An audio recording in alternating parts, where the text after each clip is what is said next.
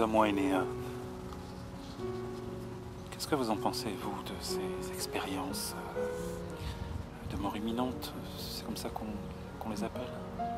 Ceux qui reviennent de ces expériences de mort imminente racontent souvent la traversée d'un tunnel obscur et noir. Et ça correspond au début de la dissolution des éléments et des énergies du corps physique.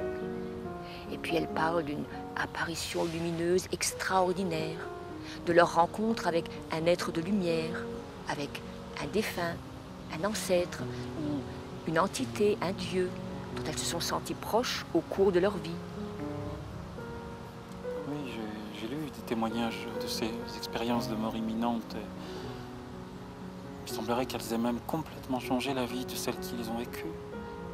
Ces personnes racontent que depuis cette expérience, elles ont compris que l'important dans la vie n'est pas l'argent, le succès, la gloire, mais que c'était l'amour, la compassion, la compréhension des autres, l'amitié.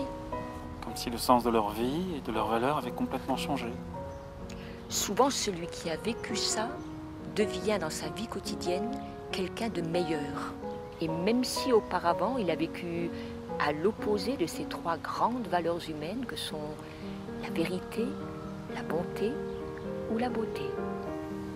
Et ce serait la rencontre avec ses ancêtres ou ces êtres de lumière qui aurait provoqué ce renversement de valeurs.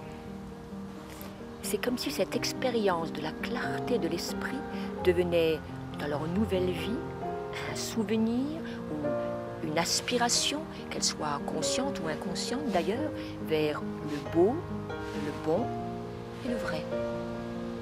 Et souvent, ces personnes ne vivent plus alors dans l'égocentrisme ou le conflit, mais elles vivent en essayant de mettre en œuvre leurs idéaux de paix, d'entraide, d'harmonie ou d'engagement humanitaire.